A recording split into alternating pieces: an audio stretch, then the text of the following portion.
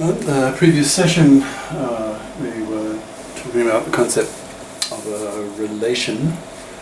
A relation is it's a kind of predicate where the inputs, usually plural,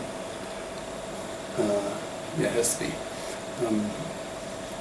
So you have plural inputs, multiple inputs, at least two, I guess, and it's a predicate, so the output is true or false. And if you have a binary relation, and if we write it in infix, using infix notation, so we put the function symbol. Now remember, a predicate is a function. All this is in the context of talking about functions, these mappings. So if ours a binary relation, so like a binary function, we're writing it here in infix notation, so we put the function symbol r here in the middle, and here are your two inputs, a and b, and because we're talking a relation, a and b belong to the same set, right? Big A, let's say. Right? So if you just see this and ask a relation, you interpret that to mean just simply that it's true. It's sort of a shorthand saying that A is related to B. That it's true that there's a relationship between A and B in the technical sense. Don't be confused by ordinary conversational meaning of those terms. Okay, so this is sort of just short for A big R B is true, and now here we're using prefix notation. Because we have multiple inputs, okay, and each of these members of the same set, big A, let's say, all right. Now this again, in the same way as here, but that's infix notation. This is prefix notation. That is just sort of shorthand for saying that this is true. Right? When you see something like that, remember that we'll use that a bit later. Okay, now, so example 0.10, 0.10 in the text. Now before I get into the nitty-gritty, let me try and talk a bit more about the wood for the trees. Do you know that expression? If you're standing too close to the trees, you do not see the wood. Wood, not in the sense that, like, this is wood, but there's another meaning for wood as in forest, right? So if you stand too close to the trees, you don't see the forest, right? Because if the tree's a big tree and you're standing right in front of it, that big tree will just block out your view. You won't see other trees. You will not see the forest. So not seeing the wood, in other words the forest, for the trees, expression in English meaning you're standing too close to the details. You're being preoccupied by the details, and you're failing to see the bigger picture. Right? The bigger picture in the expression would be the forest, the wood. Right. So what are we doing here in this example? We are giving an example of a relation. Right? We have it's a relation, so we have at least two inputs. We're going to use a table definition of the function, right? So with that that's the forest, it's the bigger picture. Now let's start into the nitty-gritty, the details, like the trees, right? The tree. Now, you probably, nearly all of you, probably familiar with the game, childhood game of paper, scissors, rock, or in this case stone. Right? So you have two people, and on the count of three, they'll move their fists like this. They'll go 1, 2, 3. That's paper. 1, 2, 3. That's scissors. 1, 2, 3, and that's stone. Okay. Now the other person at the same time, simultaneously, is doing the same thing, well, except at the third beat. So you have a choice of three things. So you can randomly just choose between scissors, paper, rock, or stone, at least rock. and the other person at the same time. Now there are rules in this game that imagine you're my partner playing this game, and you on the third beat you give paper, and I give scissors. Now if scissors can cut paper, so I win, right?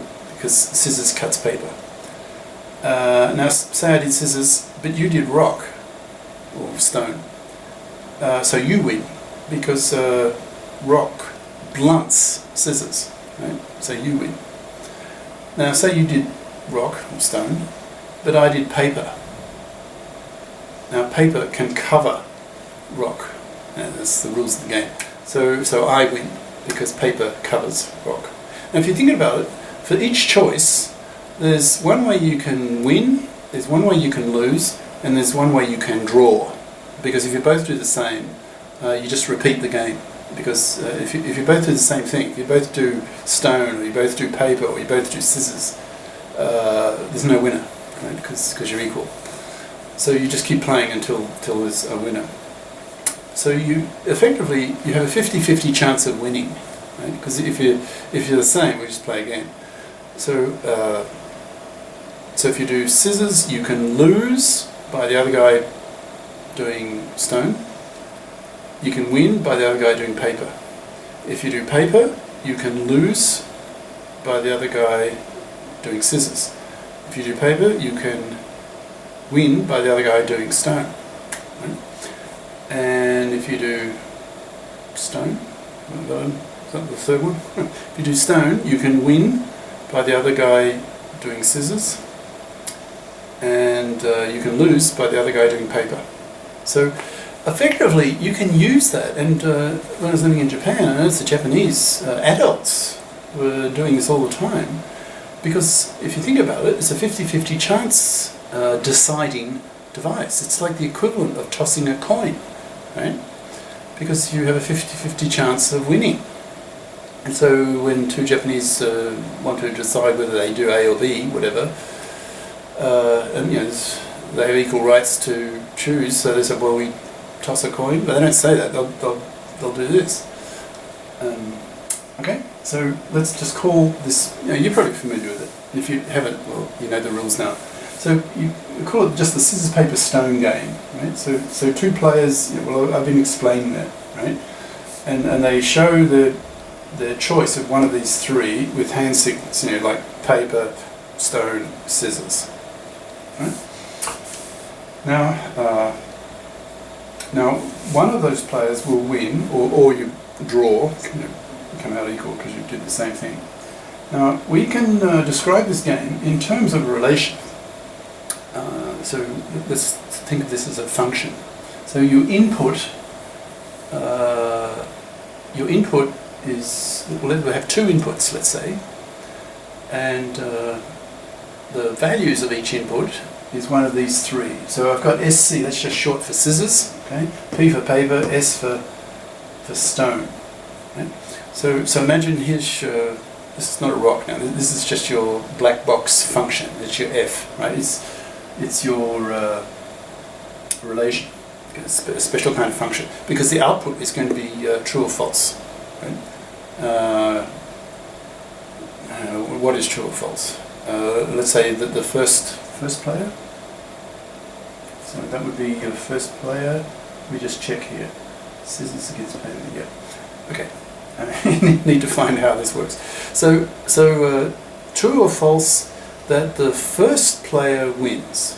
Okay. So you have two inputs. So first input, second input.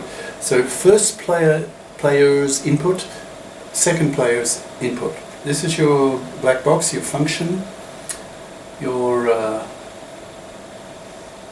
relation, particular kind of function that returns true or false. And your input is a Cartesian product. I'm so used to saying tensor product from physics. It's the Cartesian product of a set of three things: scissors, paper, stone. Okay? So 3 possible inputs of the first player, 3 possible inputs of the second player. And we will use a table, a lookup table, to find true or false whether the first player